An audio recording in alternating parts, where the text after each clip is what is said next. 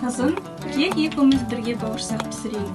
Мен саған бауырсақтың қалай жасалу жолын түсіндірейін. Ең алдымен жылы суға тұз, қант, ашытқы сіңірге саламыз. Содан кейін астық салып, оны қамыр етіп илеп аламыз. Қамырды осылай илейміз. Пішінін келтіріп аламыз. Вот, молодец, жарайсың.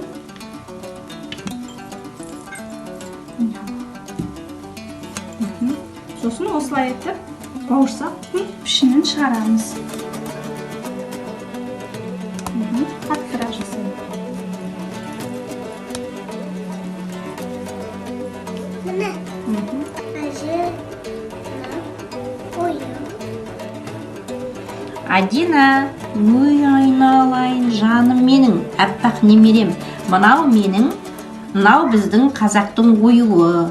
Бұл ою өрнектің аты қошқар мүйіз. Көріп тұрсың ба Дикош? Мынау қошқар мүйіз.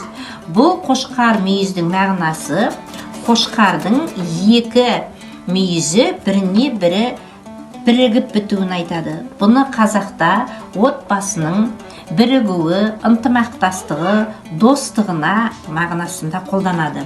Қошқар мүйізді біздер қазақта кебежеге, сандыққа, немесе өзіміздің күнделікті ұстап жүрген көрпе көпшігіміздің сыртына әдемілеп жапсырамыз.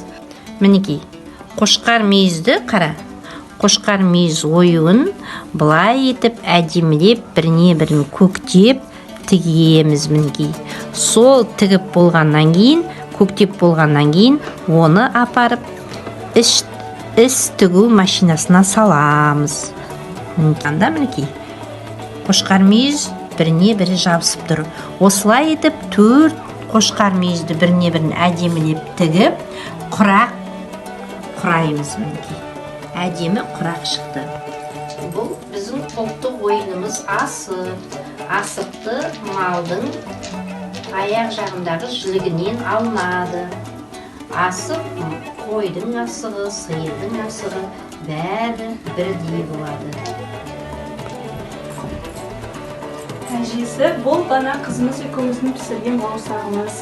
Ауыз тиіңіз. Ақтан құйып берейін сіздерге.